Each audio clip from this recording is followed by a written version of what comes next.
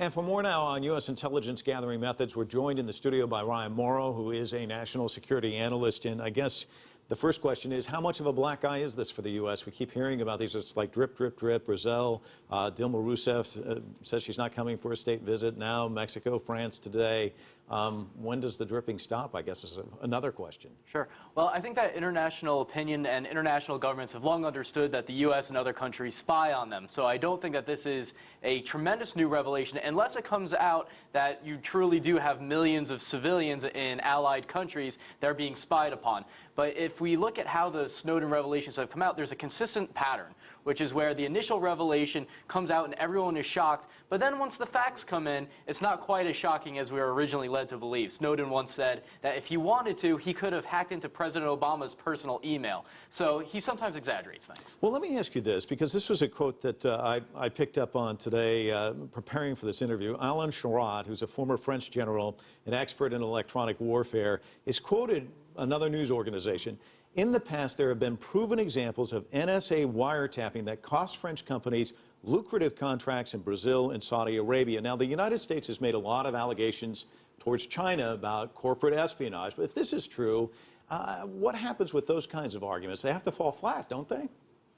Well, they fall flat, but I think that the U.S. does come from a strong position if it says, well, these companies and these entities, whether it's in France or whether it's in China, are engaging in cyber warfare tactics, espionage, hacking, whatever, and so we were simply trying to monitor that and combat that, then I think that the U.S. does come from a strong, understandable position. But I do think that we're starting to reach the point now where there's going to be international agreements on how to handle all of this type of electronic intelligence gathering and monitoring of the internet. Well, that was going to be my next question. Yeah. There seems to be a line in the sand, so to speak. You know, it may be okay to spy on you, but I shouldn't be spying to gather information to help with my corporate clients trying to get.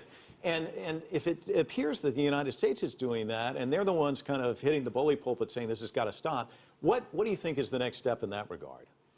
Well, I don't think it's worth discussing the idea that the U.S. is trying to benefit companies by spying and sabotaging foreign companies because we don't know that that actually happened yet. I would be surprised if it did. Now, if that is indeed the case, then yes, that's going to be a scandal.